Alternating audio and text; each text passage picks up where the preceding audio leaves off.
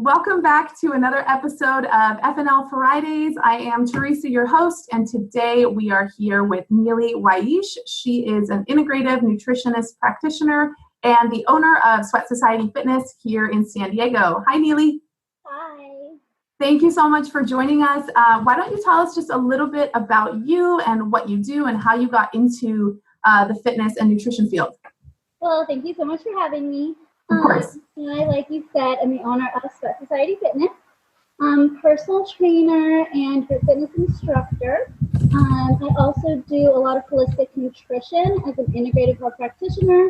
And I'm just there to help clients feel good, learn their bodies, build healthy habits, just get strong and healthy.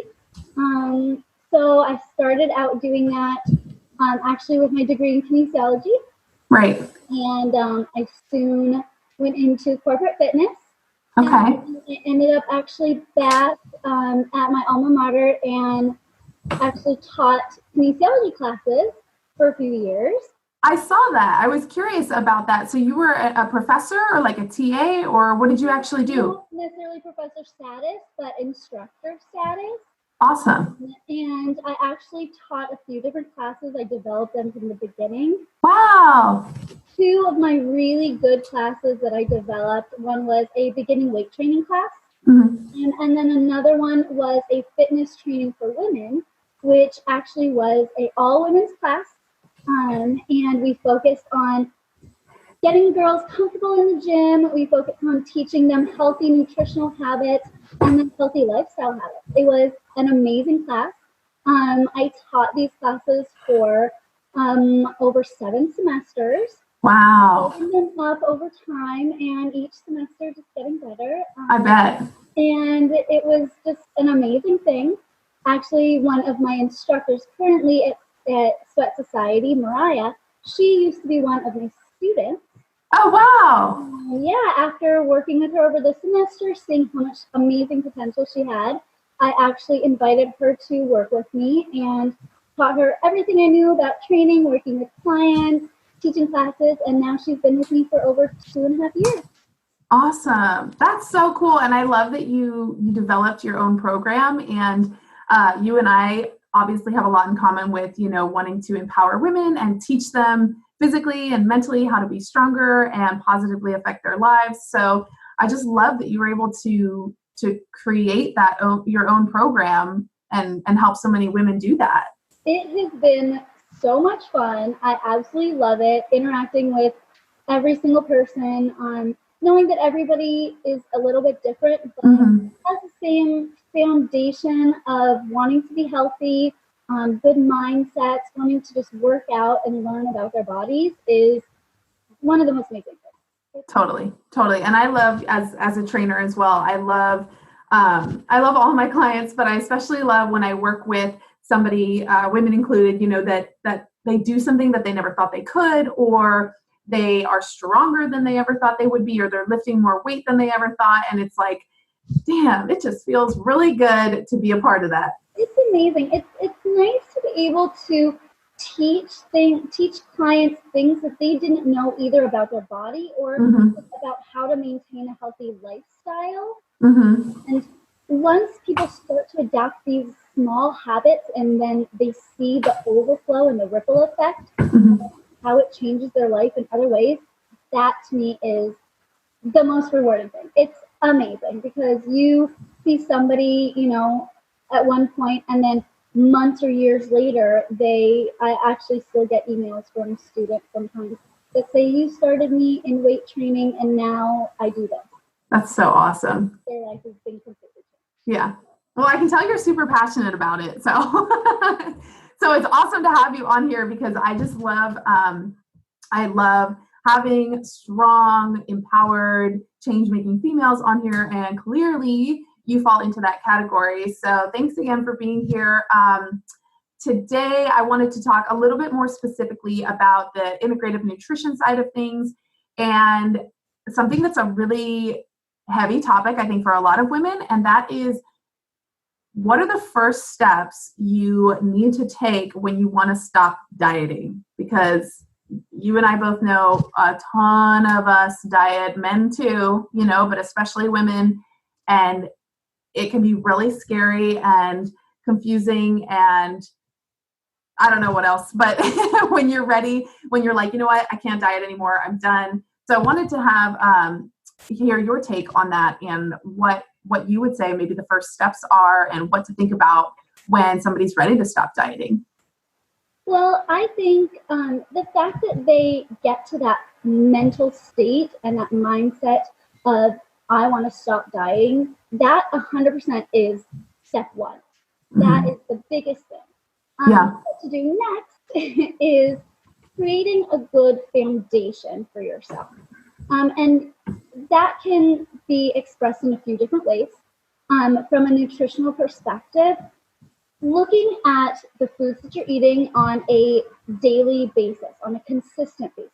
What are the things that you're doing every single day that are reflective of the habits that you have? Right. I always encourage my clients to create a really good foundation in their nutrition, making sure that they're getting all, not just macronutrients, which everybody talks about. You're getting your proteins, you're getting your carbs, but what about the micronutrients? Right. I always encourage my clients to have a good foundation of vitamins, minerals, antioxidants, amino acids, herbal detox, natural herbal detox supplements, like anything that will get their body functioning on a proper balance level.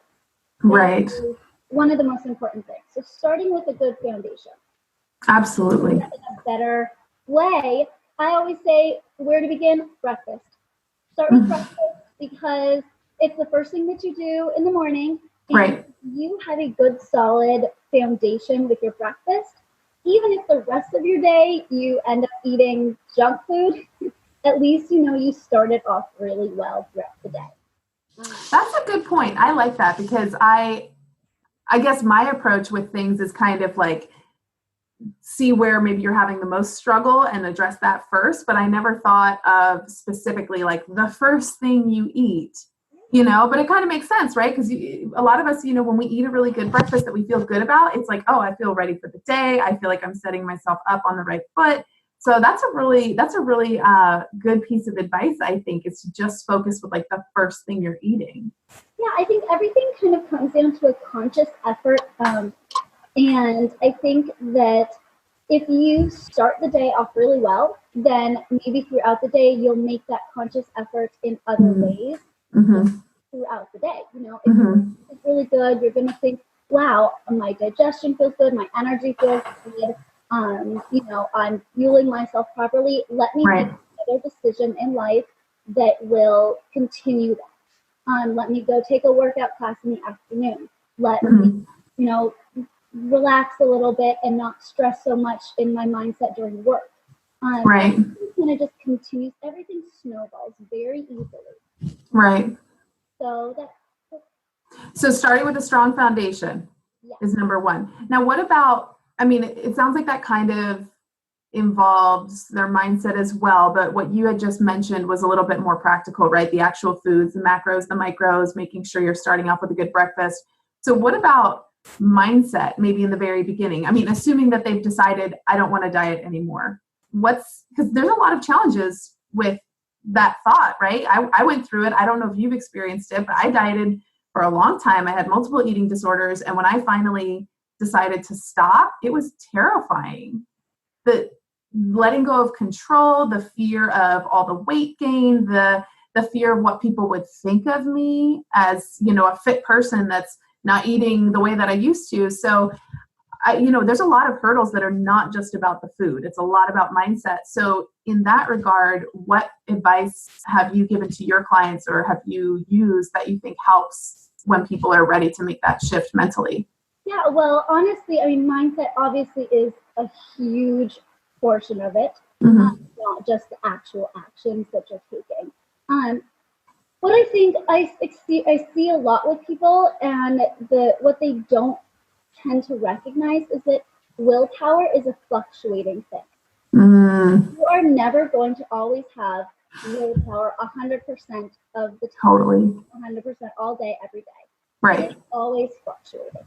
So if you're putting yourself in a mindset of, I'm going to diet, that short-term mindset is very reflective of the willpower. You know that eventually that willpower will go away and you will crash, or you will binge, or you will eat that pizza, or you will something. And then the effects of that, the feelings of guilt, the feelings of shame, the feelings of stress, all of that will snowball, and you'll get there. And then where will you be? Right back at ground zero, right back at the beginning, where you did what you did. Now you got to start back over with the diet, and that's where that fluctuation of willpower comes in.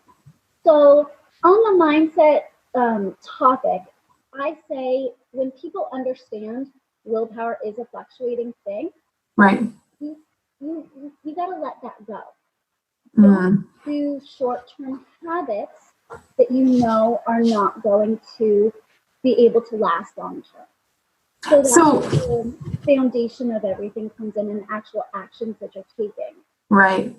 So on that note, I'm curious what you think of any sort of diet, right? Whether it's paleo or keto or clean eating. I mean, there's probably hundreds of them, but I'm curious what your thoughts are, because sustainability wise, you know, like, are they sustainable? Opinion on a lot of those things. First of all, everybody's body is different. Everybody's digestion is different. Everybody's lifestyle is different. Right. You have to figure out what works best for you, which is what I do with a lot of my clients. I cater exactly to what works for them. If they're morning people, if they're afternoon people, they like to eat larger meals in lunchtime hour, or if they like larger meals at nighttime. Things very specific towards people. Regarding specific diets, I'm personally not a fan of encouraging my clients to do one thing over another. Right. What I really feel is important to understand is that right now these fad diets are taking over, especially something like intermittent fasting. Yeah. Intermittent fasting is a huge thing right now, and there's so many detrimental effects to it on a scientific level that nobody's discussing, nobody's talking about. Interesting. I didn't really know that. Absolutely. Not even just short-term like blood sugar imbalances. Right. But, think about it from a scientific perspective. Not to get too detailed here, but let me just give you a little bit of understanding back. Yeah, sure. Think about when you first wake up. Melatonin starts to decrease and cortisol levels start to rise. Right. So naturally, your cortisol levels start to rise. If you are intermittent fasting and you are not eating until, let's say, 12 o'clock, let's say noon, your body has to balance itself out. Cortisol levels are going to rise.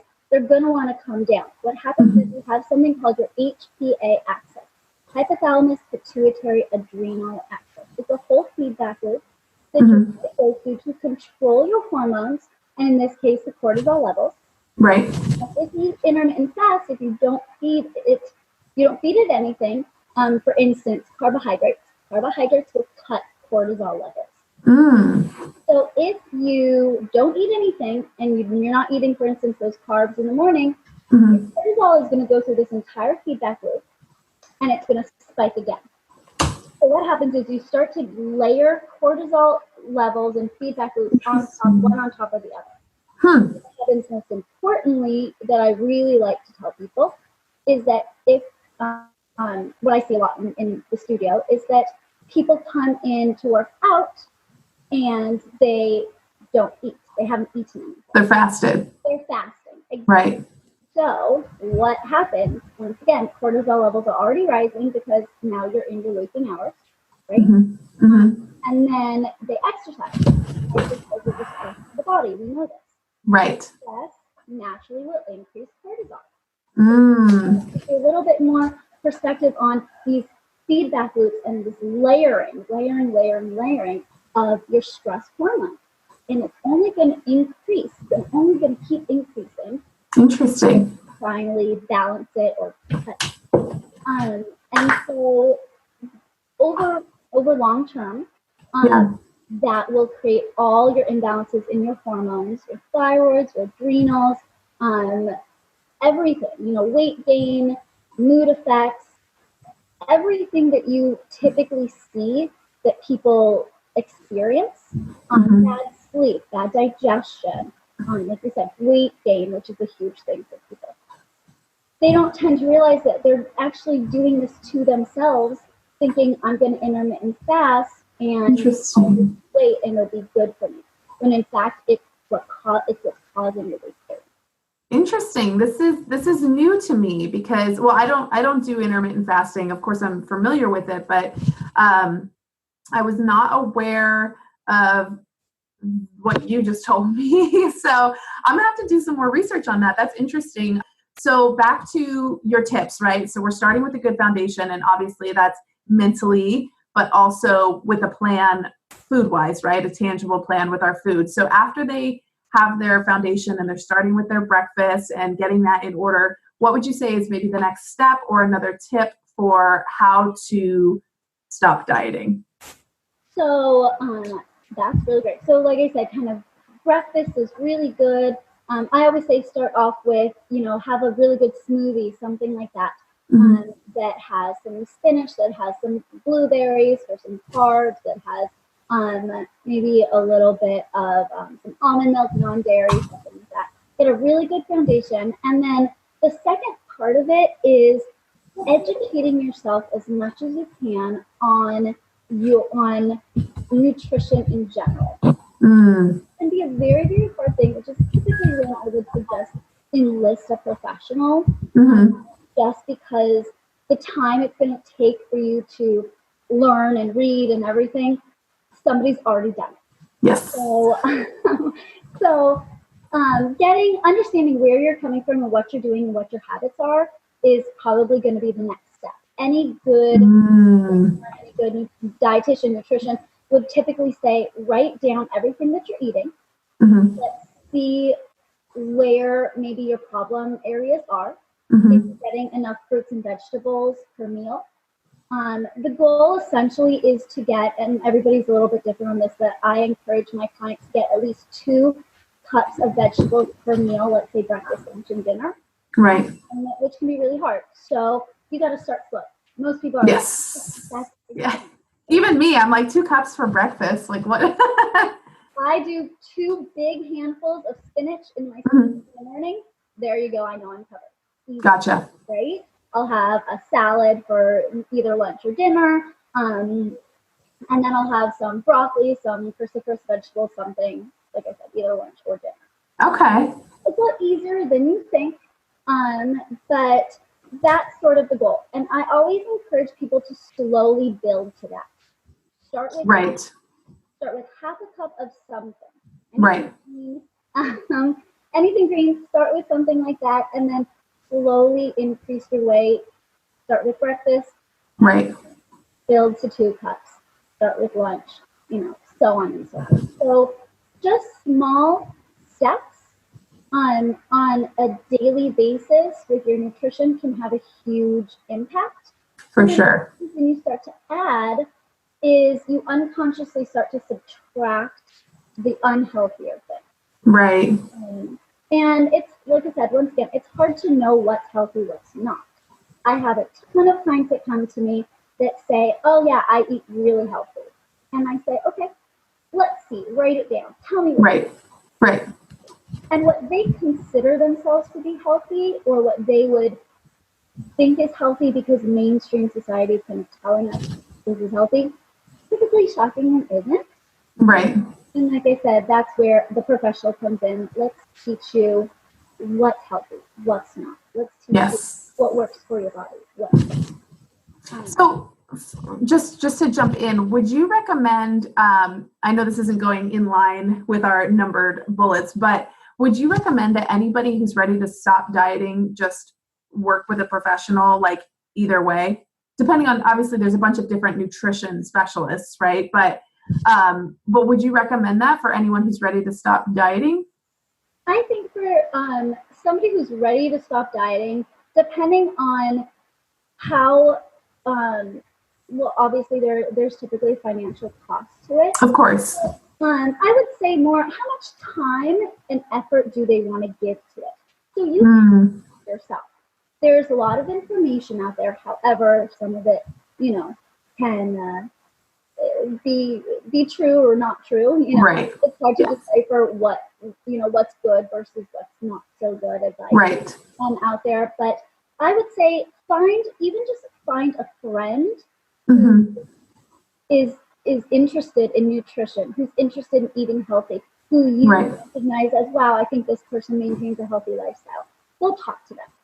Right. Build a friendship, build a relationship, and talk to them. And they might also point you in the direction of somebody who is a professional Mm-hmm. who can help you.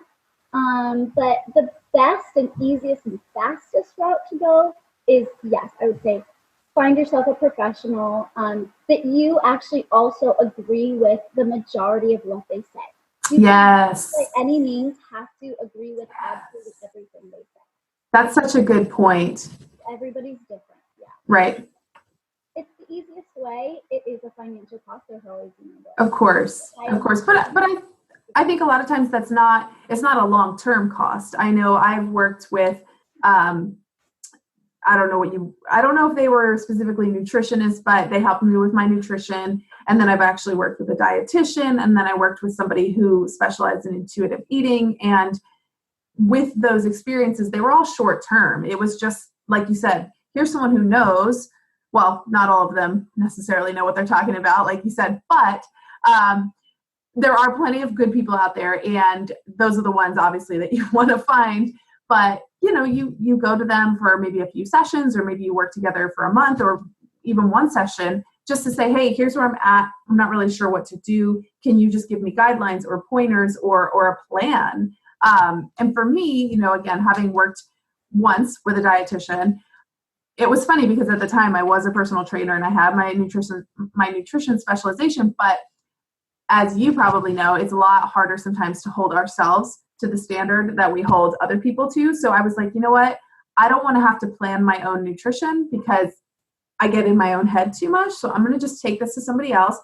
And, and I kind of knew what to expect. And that's pretty much exactly what I got, it was good, but it wasn't anything I couldn't have done for myself. But at the same time, it was helpful to have somebody on the outside just say, all right, like, we're going to sit and talk about where you're at, what you're struggling with. And then I'm going to provide you, some examples, some sample meal plans, as well as why I'm recommending that you eat this way. Because for me specifically, I'm an athlete, I'm busy, I move around a lot. So my macronutrient and energy needs are different than any other woman. So it was a one-time thing. Yeah, I 100% say to my clients in the beginning, I say, I want to teach you everything I can so that on the days I don't see you, when the time comes when I don't see you, you feel comfortable and confident going out into the world and making the decisions on your own, whether that's related to nutrition or even fitness. I want to come to the gym, and when I work with them, great. But when I don't see them in the gym, I want them feeling comfortable and confident with their form, with their programming. Totally. And on the other side of that, with what you were saying, is I love talking to multiple people within a similar field. Mm-hmm. One dietitian or one nutritionist might have one approach, and somebody else might have a completely different approach. There may be some overlap, but the difference in people's approach and perspectives can actually give you a ton of insight into what is right or what works best for you. So one person, for example, might say, okay, you need to eat 3 meals a day. Mm-hmm. And one person might say you need to eat 5 meals a day. Mm-hmm. They're both encouraging you to eat. They're both probably encouraging you to make sure you're getting your fiber, your protein right. Mm-hmm. But the difference is that one might say you need to be eating, you need to have at least 4 hours in between each meal to allow for proper digestion. Mm-hmm. The other one might be saying, okay, eat some smaller meals so that your blood sugar doesn't drop throughout the day. Right. Coaches, 2 different suggestions, but the foundation of their information is still eat, get your food. Right. And that's similar. The last interview that I did with Selena Duggan, she's a personal trainer, and part of what we were talking about was just like you said, like there are tons of professionals out there and they're all going to be different. Some of them you're going to click with, some of them you won't, some of them you'll agree with their mentality and what they promote. And I think something to keep in mind in everything in health is that like there is so much information out there. There are so many people out there that are promoting what they believe is actually best. And if it doesn't align with you, that's okay, or if you're like, actually, I don't agree with that, or I don't think that's backed by science or whatever, because we see it all the time, right? Stuff where you're like, I don't know about that. But knowing that, do your research. And if you find a coach or a professional where you're like, I don't feel totally right about that, that's totally fine. There's a ton of us out there, and just to find somebody else, because of course, especially with food, people have dietary restrictions, people have moral and ethical beliefs, people have, chronic conditions that affect certain things that they can or cannot eat. So you want to go to somebody who understands you and is on the same page in a sense, and also aligns with you, right? Because food is so much more than just what you eat. There's a lot more that goes into what we decide to put in our bodies. Yeah, and I think that the more people you talk to, the more you learn about yourself. I think that's huge, because you also change throughout the years. You change throughout, different stages in your life. So what worked for you when you were, 20 years old in college might be completely different from where you're at now at a 30-some-year-old with a full-time job, 9 to 5 and very short. So true. Things like that. Your what you're doing, what your body needs is going to change and fluctuate. So you shouldn't always just be stuck to one thing, one person, one educator. Yes. It's a culmination of everything over the years. That's a good point. You're right. And especially with women, I would assume, I've never had children, but I know that when women are pregnant and after pregnancy, like their hormones are completely different than when they weren't, and even afterwards, things don't always go back to the way that they were. And again, I am not speaking as someone who knows a lot about this subject, just that I know that things change a lot. But a lot of my personal training clients, it's like, oh, well, before my kids, XYZ. And it's like, yeah, before your body went through this enormous change. And same with menopause, right? Like, among other things, even just stress and lifestyle, it makes a huge difference. Oh, absolutely. It's funny. I tell my mom all the time, she goes, I want to lose this last 10 pounds. And I say, listen, you are a 65-year-old woman. You have gone through life and kids and stress and work and now retirement. And you have had an entire life. Your body is changing. And you're still healthy and functional. And that's where your perspective should lie. Not just on the 10 pounds. And whenever I remind her of that, she's like, you're absolutely right. You're 100% right. And she goes, it's just it's a mindset. It's a shift in mindset, understanding where your body's been and accepting it for where it is, and like understanding that it's not going to be where it was. I mean, we all wish we had our 27-year-old body. But at the same time, we've been through our life. And we have something to show for it.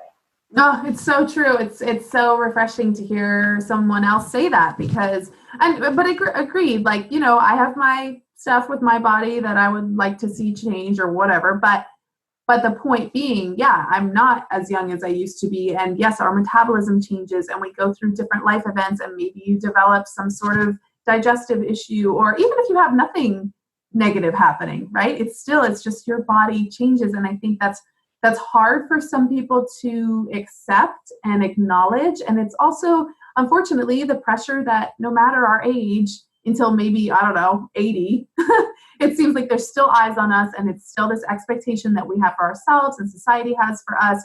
And I know for myself and a lot of my clients, that's just where a ton of that pressure comes from, is outside sources. Yeah, everybody puts so much pressure on themselves, and it's hard to get yourself out of that. But once you do, an entire weight is just completely worth it. It's so true. And yeah, it's just, I see it a ton in the studio, especially with girls coming to exercise.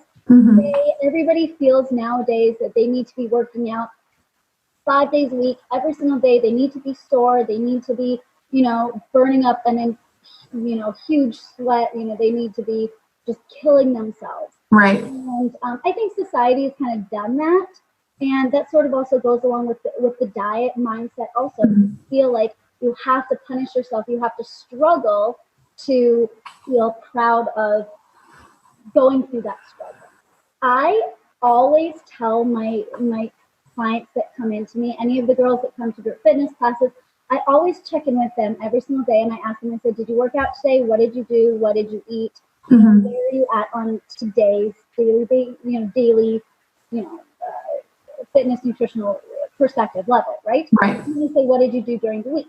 And if they tell me that they're sore, then I say, I don't necessarily say go home, but I say we're going to adjust the workout I have planned for you. Yeah. If they say I didn't eat today, then I'm going to say, look, I always have some nuts. I always have something in my bag.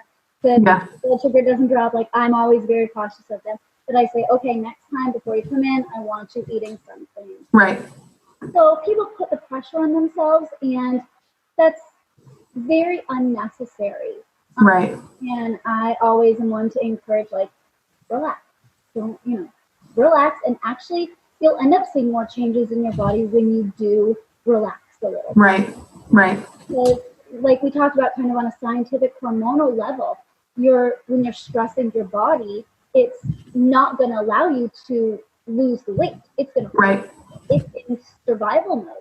So when your body is stressed, it is the last thing it wants to do is let go of the weight.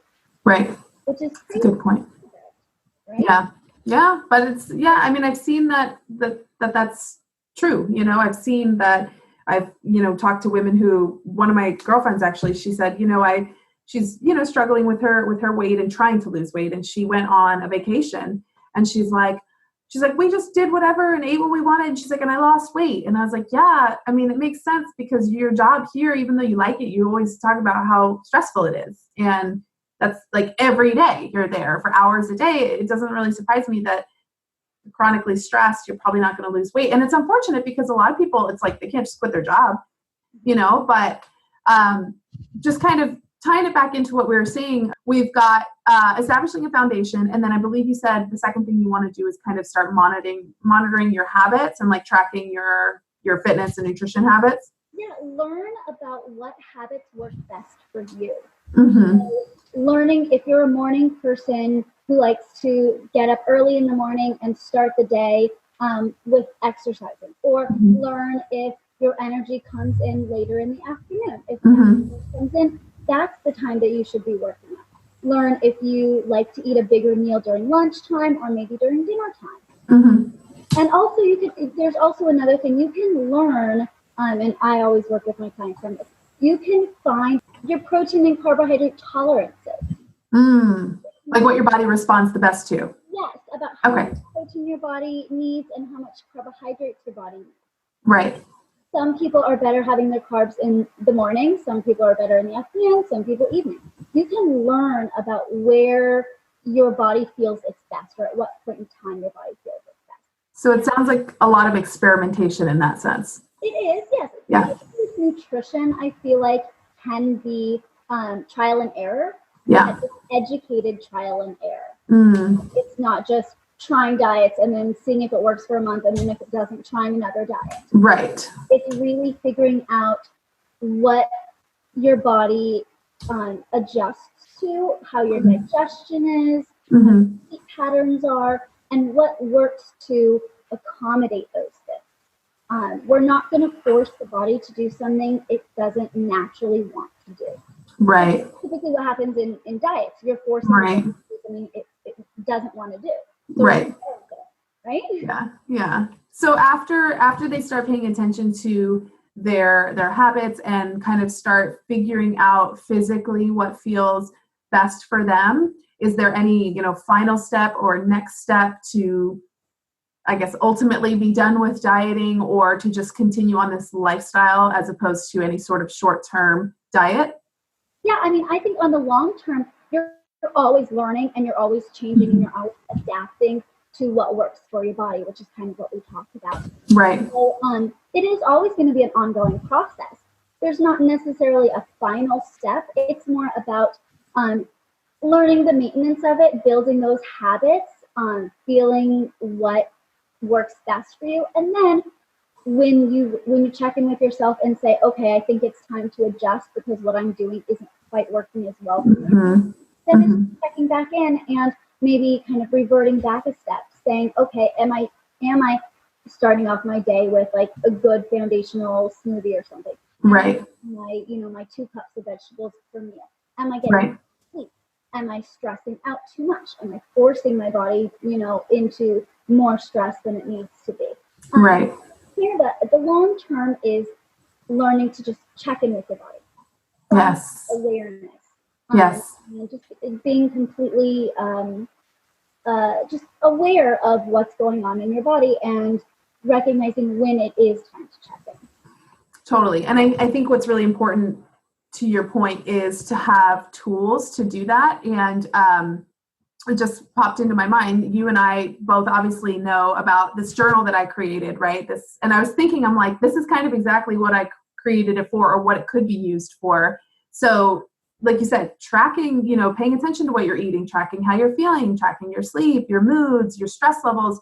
And I'm very excited to say that you and I, Sweat Society Fitness, in some way are going to be kind of partnering up with the journal and using it and providing it to some of your students. So I'm super excited about that. But aside from something like a journal, right, that's specifically made for tracking your fitness and nutrition, your lifestyle, are there any tools you specifically use with your clients or recommend for them to use with kind of sorting through all of this?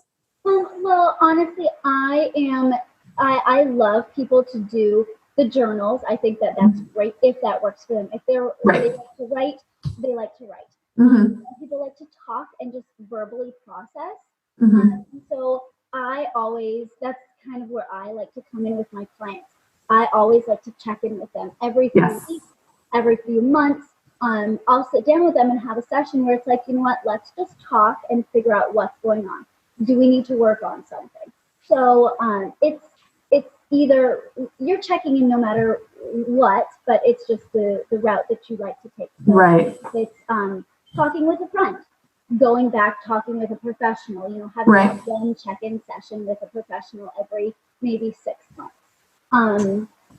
Doing like a functional medicine detox quarterly. That's typically a really good way to just check in with your body and get you kind of back on that reset of just making sure your nutritional habits are still there. And you're kind of learning to, cut all that inflammation down in your body, cut the stress. Doing a functional medicine detox, that's always kind of a go-to for me to suggest for clients. That, the kind of just when they're ready to restart. Yes. Well, I haven't done too much with detoxes, but I'm sure people will have questions about that. So I want to make sure that we can connect you to our viewers. So why don't you tell everyone where they can reach you if they do have more questions about any of this, or if they want to actually work with you, the best way that they can get in touch with you. Yeah, absolutely. People are more than welcome to always reach out to me. Email is always a good way, just neely@sweatsocietyfitness.com. I actually run my own Instagram, so a DM, I always love just somebody to DM me. I'm always really responsive on that.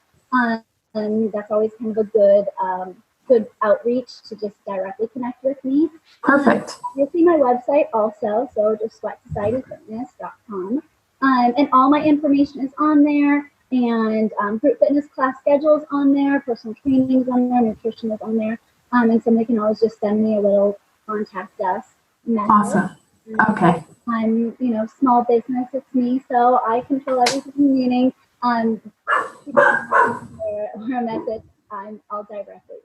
Okay, and for anybody who is watching, if you're in San Diego, Neely and her studio are located in San Diego. So if you want to work with her directly in person, if you're in San Diego, if you're lucky enough to be here, then you can do that here. So I will make sure to link all of your information in this video. And thank you so much for your time. This was very enlightening for me. There was some stuff that I didn't really know much about before, so I'm excited to look into that stuff. Well, I am so excited for us to work together with the journal. Like you said, I'm so excited to have that in my studio to offer to my clients. And you are absolutely amazing. Oh, thank you. So are you. Well, hopefully we'll have you back on the show. Eventually, I'm going to be rotating through a bunch of amazing women, so we would love to have you back. And until then, thank you so much.